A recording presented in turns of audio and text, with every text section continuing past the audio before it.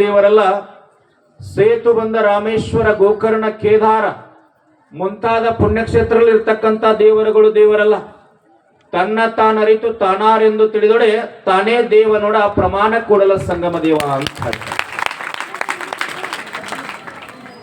ಸಿದ್ಧಾರೂಢರ ಚರಿತ್ರೆಯನ್ನ ಪರಂಪೂಜರು ಇಲ್ಲಿವರೆಗೆ ತಮಗೆಲ್ಲ ಉಣಬಡಿಸ್ಯಾರ. ಈ ಜಗತ್ತಿನೊಳಗಾಗಿ ಹೋಗಿರ್ತಕ್ಕಂಥ ಮಹಾತ್ಮರು ಭಕ್ತಿಗೆ ಬಹಳ ಮಹತ್ವವನ್ನು ಕೊಟ್ಟಿರ್ತಕ್ಕಂಥದ್ದು. ನಾಮಸ್ಮರಣ ಕರಾವೆ ಜಳತಿಲ ಪಾಪೆ ಜನ್ಮಾಂತರಿಚೆ ಅಂತ ಹೇಳ್ತಾರೆ.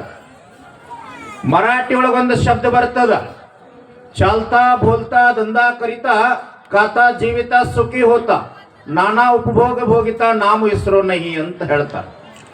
ಬಹಳ ಸರಳವಾಗಿರ್ತಕ್ಕಂಥದ್ದು. ಕುಂತಾಗ ನಿಂತಾಗ ನಡೆಯುವಾಗ, ಕೆಲಸ ಮಾಡುವಾಗ, ತಾಯಂದ್ರ ಅಡಿಗೆ ಮಾಡುವಾಗ, ರೈತರ ಹೊಲದಾಗ ಕೆಲಸ ಮಾಡುವಾಗ ಓಂ ನಮಃ ಶಿವಾಯ ಅನ್ರಿ, ವಿಠಲ ಅನ್ರಿ, ಬಸವ ಅನ್ರಿ, ಶಿವಯೋಗಿ ಅನ್ರಿ, ಸಿದ್ಧಾರೂಢ ಅನ್ರಿ, ಯಾರ ಹೆಸರಿನಿಂದ ಕರೆದ್ರು ಸಹಿತ ಭಗವಂತಗೆ ಹೋಗಿ ಮುಟ್ಟುತ್ತದ ಅಂತ ಹೇಳ್ತಾರ. ಮತ್ತು ನಾಮಸ್ಮರಣೆ ಮಾಡ್ತಾ ಮಾಡ್ತಾ ಏನು ಬದಲಾವಣೆ ಆಗ್ಲಿಕ್ಕೆ ಸಾಧ್ಯ ಅದ ಅಂತಂದ್ರ, ಹುಬ್ಬಳ್ಳಿ ಸಿದ್ಧಾರೂಢರು ಹುಬ್ಬಳ್ಳಿಗೆ ಬರೋಕ್ಕಿಂತ ಮುಂಚಿತವಾಗಿ ಕಾಶಿಯೊಳಗೆ ಇರ್ತಾರ. 4 ದಿನದಿಂದ ಉಪವಾಸ ಇರ್ತಾರ. ಗಂಗಾ ನದಿ ತಟಾಕ ಮಣಿಕರ್ಣಿಕಾ ಘಾಟ್ ಅಂತ ಹೇಳಿ ಅಲ್ಲಿ ಯಾರೋ ಒಂದಿಷ್ಟು ಪುರೋಹಿತರು ಊಟದ ವ್ಯವಸ್ಥೆಯನ್ನು ಮಾಡಿಸಿರ್ತಾರ. ಸಿದ್ಧಾರೂಢಪ್ಪ ಅಲ್ಲಿ ಹೋಗಿ ನಿಲ್ತಾರ. ನನಗೂ ಒಂದಿಷ್ಟು ಪ್ರಸಾದ ಕೊಡ್ರಿ ಅಂತಂದಾಗ ಒಬ್ಬ ಪುರೋಹಿತ ಅಹಂಕಾರದಿಂದ ಬರ್ತಾನ. ಬಂದು ಹೇಳ್ತಾನ, ಏನೋ ಶೂದ್ರ, ನೀನು ಊಟಕ್ಕೆ ಬಂದಿ ಏನ, ಅಲ್ಲೇ ಕಟ್ಟಿ ಕೆಳಗ ಕುಂಡ್ರು ಅಂತಂದ. ಅವಾಗ ಸಿದ್ಧಾರೂಢ ತಟ್ಟಿ ತಗೊಂಡು ಕಟ್ಟಿ ಕೆಳಗ್ ಕುಂತ ಉದ್ಘಾರ ತೆಗಿತಾರ.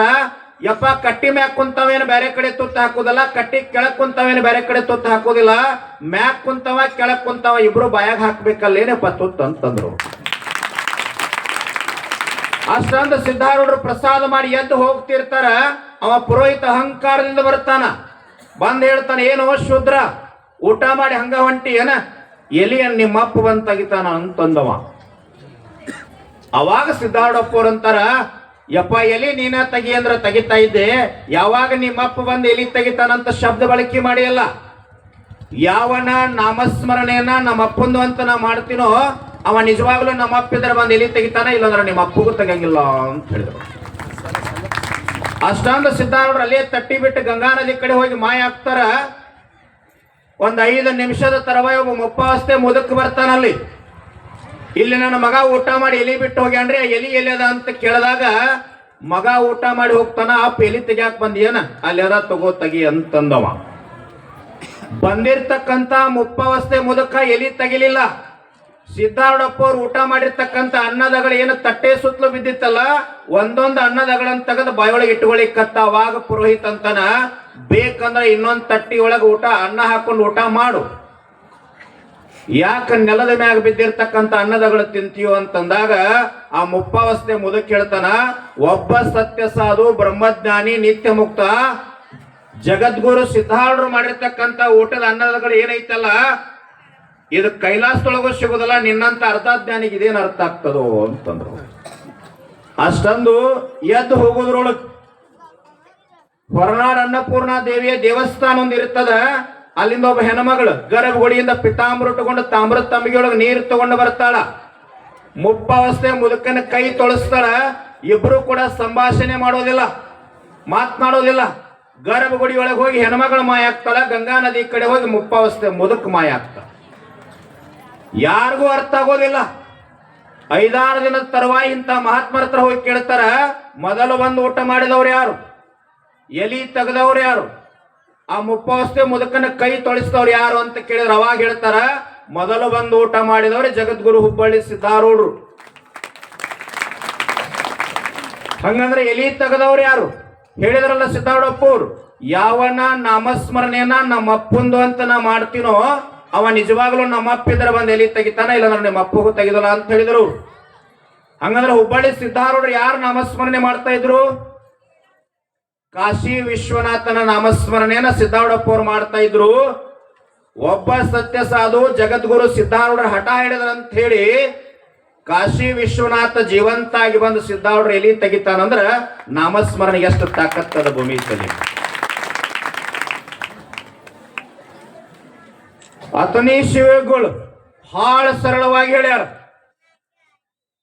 ಈ ಮೂಗಿನಿಂದ 21,600 ಪ್ರತಿ ಶ್ವಾಸ ದಿನಕ್ಕೆ ವ್ಯರ್ಥ ಆಗಿ ಹೋಗ್ತದ. 21,600 ಪ್ರತಿ ಶ್ವಾಸ ಬಿಡದಂಗ ಓಂ ನಮ ಶಿವಾಯ ಅಂತ ಮಾಡಿದ್ರ ಈ ಶರೀರವನ್ನ ಮಾಂಸಪಿಂಡ ಹೋಗಿ ಮಂತ್ರಪಿಂಡ ಮಾಡ್ಕೋಬಹುದು ಅಂತೇಳಿ ಸಾಧಿಸಿ ತೋರಿಸಿ ಹೋಗ್ಯಾರ ಅತನೀಶ್ ಯೋಗಿಗಳು. ಬಹಳ ಸರಳ, ಬಹಳ ದೊಡ್ಡ ಜ್ಞಾನಿಗಳು. ಯಾರೋ ಅತನೀಶ್ ಯೋಗಿಗಳಿಗೆ ಯಪ್ಪ ನೀವು ಚಾಪಿ ಮ್ಯಾಗ ಮನ್ಕೊಂತೀರಿ, ನೆಲದ ಮ್ಯಾಗ ಮನ್ಕೊಂತೀರಿ ಅಂತೇಳಿ ಒಂದು ಕಬ್ಬಿಣದ ಕಾಟ ತಂದು ಕೊಟ್ರು. ಕಾಟದ ಮ್ಯಾಗ ಮನ್ಕೊಳ್ರಿ ಅಂತೇಳಿ ಶಿವಗಳು ಮನ್ಕೊಳ್ಳಿಲ್ಲ. ಏನು ಮಾಡಿದ್ರು ಅಂತಂದ್ರ ಬಸವಾದಿ ಪ್ರಮಥರು ಬರೆದಿರ್ತಕ್ಕಂಥ ವಚನ ಗ್ರಂಥಗಳನ್ನ ಅದರ ಮ್ಯಾಗ ಇಟ್ಟು ತೆಳಗ ಮಾಡ್ಕೊಂಡ್ರು. ಅವ್ರು ನಮಸ್ಕಾರ ಮಾಡಿಸಿ. ಎಷ್ಟು ವೈರಾಗ್ಯ ಮೂರ್ತಿ ಅತನೀಶ್ ಯೋಗಿಗಳಾಗಿದ್ರು. ಒಂದು ಸಂದರ್ಭದೊಳಗೆ ಯಾರಿಗೋ ಒಂದಷ್ಟು ಚಲೋ ಆಗಿತ್ತು. 8 ಬೆಳ್ಳಿ ನಾಣ್ಯಗಳನ್ನ ತಂದು ಅತನೀಶ್ ಯೋಗಿಗಳ ಕೈಯಾಗ ಕೊಡ್ಲಿಕ್ಕೆ ಬಂದಾಗ ಶೇಳದಪ್ಪ ಅದನ್ನ ಮುಟ್ಟಂಗಿಲ್ಲ ಅಂತಿದ್ರು ಅವ್ರು. ಅವಾಗ ಅಲ್ಲೇ ಇರ್ತಕ್ಕಂಥ ಭಕ್ತನ ಕೈಯಾಗ ಕೊಟ್ಟಾಗ ಅತನೀಶ್ ಯೋಗಿಗಳು ಅಂತಾರ, ಅಲ್ಲೇನು ಹೊರಗೆ ಬಾಗಲ ಹೊರಸ್ಲೈತಲ್ಲ ಅದಕ್ಕೆ ಬಡದ್ ಬಿಡ ಅಂತಂದ್ರು. 8 ಬೆಳ್ಳಿ ನಾಣ್ಯಗಳನ್ನ ಭಕ್ತ ಹೊರಸಲಿಗೆ ಬಡದ. ಬೆಳಗಿನ ಜಾವ ಆಗೋದ್ರೊಳಗೆ ಎಲ್ಲಾ ಬೆಳ್ಳಿ ನಾಣ್ಯಗಳನ್ನ ಯಾರೋ ತಗೊಂಡು ಹೋಗಿದ್ರು, ಕಳ್ತನ ಮಾಡಿದ್ರು. ಅವಾಗ ಭಕ್ತ ಓಡಿ ಬರ್ತಾನ ಶಿವಗಳ ಹತ್ರ, ಯಪ್ಪ ಬೆಳ್ಳಿ ನಾಣ್ಯ ಎಲ್ಲ ಕಳ್ತನ ಮಾಡ್ಕೊಂಡು ಹೋಗ್ಯಾರಿ ಅಂತಂದಾಗ ಅತನೀಶ್ ಯೋಗಿಗಳಂತಾರ, ನೀ ಯಾಕೆ ಚಿಂತೆ ಮಾಡ್ತಿ ಅಂದ್ರು. ಒಬ್ಬ ಹೆಚ್ಚಾಗಿದ್ದು ಅವ ತಂದು ಬಡದ, ಯಾವಾಗ ಅವಶ್ಯಕತೆ ಇತ್ತು ಅವ್ ತಗೊಂಡೋಗ್ಯಾನ, ನೀ ಯಾಕೆ ಚಿಂತೆ ಮಾಡ್ತೀವೋ ಅಂತ ಹೇಳಿದ್ರು. ಎಂತ ವೈರಾಗ್ಯದ ಮಾತಿರಬೇಕು. ಬಾಲಗಂಗಾಧರ ತಿಲಕರ್ ಅಂತೇಳಿ ಅತನಿಗೆ ಬರುತ್ತಾರ. ಇಡೀ ದೇಶ ಎಲ್ಲ ಸುತ್ತ ಹಾಕಿದ್ರು. ಅತನೀಶ್ ಯೋಗಿಗಳ ಹತ್ರ ಹೋದ್ರೆ ಏನಾದ್ರೂ ಒಂದು ಸಿಗ್ತದಂತ ಬಂದಿದ್ರು. ಇನ್ನೂ ಸ್ವತಂತ್ರ ಸಿಕ್ಕಿರ್ಲಿಲ್ಲ. ಬಾಲಗಂಗಾಧರ ತಿಲಕರು ಅತನೀಶ್ ಯೋಗಿಗಳ ಪಾದಕ್ಕೆ ಸಾಷ್ಟಾಂಗ ಹಾಕಿ ಕೇಳ್ತಾರ, ಯಪ್ಪ ನೀವು ಬಹಳ ದೊಡ್ಡ ಜ್ಞಾನಿಗಳದಂತ ಹೇಳ್ಯಾರ, ನೀವು ಅಂದದ್ದು ಆಗ್ತದಂತ ಹೇಳ್ಯಾರ, ಈ ದೇಶಕ್ಕೆ ಯಾವಾಗ ಸ್ವತಂತ್ರ ಸಿಗ್ತದ ಹೇಳ್ರಿ ಅಂತಂದಾಗ ಅತನೀಶ್ ಯೋಗಿಗಳಂತಾರ, ಸ್ವತಂತ್ರ ಲಘು ಬಗೆಯಿಂದ ಭಾರತಕ್ಕೆ ಸಿಗುತ್ತದ, ಶರೀರ ಸಮೇತ ನಾ ಇರೋದಿಲ್ಲ, ಅದನ್ನ ನೀವು ನೋಡಂಗಿಲ್ಲೋ ಅಂತ ಹೇಳಿದ್ರು. ಜ್ಞಾನಿಯಾಚೆ ಶರೀರ ते मिथ्यवे निर्विकार जेते पडे त्याची सार पुण्यभूमी ಅಂತ ಹೇಳ್ತಾರೆ. ಎಲ್ಲಿ ಜ್ಞಾನಿ ಪಾದ ಇಟ್ಟನ, ಪಾದ ಸ್ಪರ್ಶ ಮಾಡ್ಯಾನ, ಅದ ಪುಣ್ಯಭೂಮಿ ಆಗ್ತದ ಅಂತ ಹೇಳ್ತಾರೆ. ಹುಬ್ಬಳ್ಳಿ ಸಿದ್ಧಾರೂಢರ ಚರಿತ್ರೆಯನ್ನು ಇಲ್ಲಿ ಮಟ್ಟ ತಾವೆಲ್ಲ ಕೇಳಿರಿ. ಜ್ಞಾನಿ ಆಡಿದ ಮಾತು, ಜ್ಞಾನಿ ಕೈ ಇಟ್ಟಂದ್ರೆ ಎಲ್ಲವನ್ನೂ ಕೂಡ ಬದಲಾವಣೆ ಮಾಡಬಹುದು. ಹುಬ್ಬಳ್ಳಿ ಸಿದ್ಧಾರೂಢರ ಕಾಲಾವಧಿಯೊಳಗೆ ಬಹಳ ದೊಡ್ಡ ಮನಿತನ ಅದು. ಮಗು ಹುಟ್ಟಿತ್ತು, ಗಂಡು ಮಗು ಮೂಲಾ ನಕ್ಷತ್ರದೊಳಗೆ ಹುಟ್ಟಿತ್ತು. ತಾಯಿ ಸಿದ್ಧಾರೂಢರ ಪರಂ ಭಕ್ತರಾಗಿದ್ರು. ಜ್ಯೋತಿಷನ ಹತ್ರ ಹೋಗಿ ಕೇಳಿದಾಗ ಮೂಲಾ ನಕ್ಷತ್ರದೊಳಗೆ ಮಗು ಹುಟ್ಟ್ಯದ, 3 ತಿಂಗಳದೊಳಗ ತಂದೆ ಸಾಯ್ಬೇಕು, ಇಲ್ಲಾಂದ್ರೆ ಮಗು ಸಾಯ್ಬೇಕಂತ ಜ್ಯೋತಿಷ್ ಹೇಳಿದ್ದ.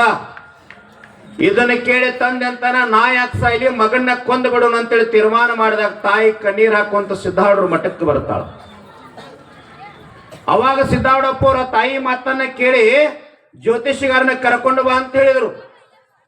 ಇವತ್ತೇನು ಹುಬ್ಬಳ್ಳಿ ಸಿದ್ಧಾರೂಢರ ಮಠ ಕೈಲಾಸ ಮಂಟಪ ಐತೆ, ಸಾವಿರ ಜನ ಸೇರಿದ್ರು. ಹೆಣ್ಮಗಳು ಬಂದು ನಿಂತಿದ್ರು, ಹುಡುಗಿತ್ತು, ಸಣ್ಣ ಮಗು.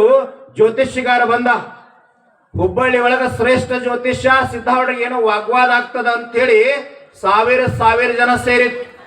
ಅವಾಗ ಸಿದ್ಧಾರೂಢರು ಅಂತಾರ, ಏನ್ ಹೇಳ್ತದ ನಿನ್ನ ಜ್ಯೋತಿಷ್ಯ ಅಂತಂದಾಗ, ಯಪ್ಪ ನನ್ನ ಬುಕ್ಕಿನೊಳಗೆ ಹಿಂಗ್ ಹೇಳ್ತದರಿ, ಹಿಂಗ್ ಬರದೇನ್ರಿ, 3 ತಿಂಗಳೊಳಗೆ ಮಗು ಸಾಯ್ಬೇಕ್ರಿ, ಇಲ್ಲಾಂದ್ರೆ ತಂದೆ ಸಾಯ್ತಾನ್ರಿ ಅಂತ ಹೇಳಿದವ. ಅವಾಗ ಹುಬ್ಬಳ್ಳಿ ಸಿದ್ಧಾರೂಢರು ಅಂತಾರ, ಯಾವಾಗ ಜನ್ಮ ನಕ್ಷತ್ರ ಜ್ಯೋತಿಷ್ಯ ಬರೀತಿ ಅಂತಂದಾಗ, ಯಪ್ಪ ಮಗು ಜನ್ಮ ಆದಾಗ ಬರೀತೀನ್ರಿ ಅಂತಂದಾಗ, ಅವಾಗ ಸಿದ್ಧಾರೂಢರು ಅಂತಾರ, ಸಿದ್ಧಾರೂಢರ ಶಕ್ತಿ ಹೆಂಗದ ಅಂತಂದ್ರ ತಾಯಿ ಗರ್ಭದೊಳಗೆ ಮೂಡತಕ್ಕಂತ ಪಿಂಡಕ್ಕೂ ಮುಕ್ತಿ ಕೊಡೋ ತಾಕತ್ ಐತಿ. ನಿನ್ನ ಜ್ಯೋತಿಷ ಸುಳ್ಳು ಆಗ್ತದಪ್ಪ, ಸಿದ್ಧಾರೂಢರ ವಾಣಿ ಸತ್ಯ ಆಗ್ತದ, 100 ವರ್ಷ ಮಗು ಬದುಕ್ತದ, ಹೋಗಿಬಿಡ ಅಂತ ಹೇಳಿದ್ರು. ಬ್ರಹ್ಮ ಬರೆದಿರ್ತಕ್ಕಂತ ಹಣೆ ಬರವನ್ನ ತಿದ್ದಿ ಹೊಸದಾಗಿ ಬರೀತಕ್ಕಂತ ತಾಕತ್ ಯಾರಿಗಿತ್ತು ಅಂತಂದ್ರೆ ಹುಬ್ಬಳ್ಳಿ ಸಿದ್ಧಾರೂಢರಿಗಿತ್ತು. ಅದಕ್ಕಾಗಿ ಶಿವನ ಅವತಾರಿ ಅಂತ ಅವ್ರನ್ನ ಕರೀತಾ ಇದ್ರು. ಶಿವಾವತಾರಿ ಅಂತೇಳಿ ಯಾವತ್ತೂ ಕೂಡ ಅವ್ರನ್ನ ಕರೀತಾ ಇದ್ರು. ಯಾಕೆ ಮಹಾತ್ಮರನ್ನ, ಜ್ಞಾನಿಗಳನ್ನ, ಸಂತರನ್ನ, ಶರಣರನ್ನ, ಸೂಫಿಗಳನ್ನ, ಬ್ರಹ್ಮಜ್ಞಾನಿಗಳನ್ನ ಇವತ್ತು ಕೂಡ ನೆನಪು ಮಾಡ್ಕೊಂತೀವಿ ಅಂತಂದ್ರ 12ನೇ ಶತಮಾನದೊಳಗೆ ಬಸವಾದಿ ಶರಣರಾಗಿ ಹೋಗ್ಯಾರ, ಕನಕದಾಸರಾಗಿ ಹೋಗ್ಯಾರ. ಇವರೆಲ್ಲ ನಾಡಿಗಾಗಿ, ಸಮಾಜಕ್ಕಾಗಿ, ಮಣ್ಣಿಗಾಗಿ ಭವ್ಯ ಭಾರತವನ್ನ ಕಟ್ಟುವ ಸಲುವಾಗಿ ಬದುಕಿ ಹೋಗ್ಯಾರ ಅಂತೇಳಿ ಇವತ್ತು ಕೂಡ ನೆನಪು ಮಾಡ್ಕೊಂತೀವಿ. ಬಸವಣ್ಣವ್ರ 12ನೇ ಶತಮಾನದೊಳಗೆ ಕಲ್ಯಾಣದೊಳಗ ಕೆಳವರ್ಗದ ವ್ಯಕ್ತಿಯನ್ನ ಹೊಡೆದ ರಕ್ತ ಸಿಕ್ತ ಮಾಡಿ ದಾರಿ ಮಧ್ಯದೊಳಗೆ ಒಗೆದಿರ್ತಾರ. ಯಾರೋ ಒಬ್ಬ ವ್ಯಕ್ತಿ ಬಂದ ಮುಟ್ಟತಾನ. ಮುಟ್ಟಿದ ವ್ಯಕ್ತಿ ಯಾರಂತೇಳಿ ಬಿದ್ದಂತ ವ್ಯಕ್ತಿಗೆ ಗೊತ್ತಿರೋದಿಲ್ಲ.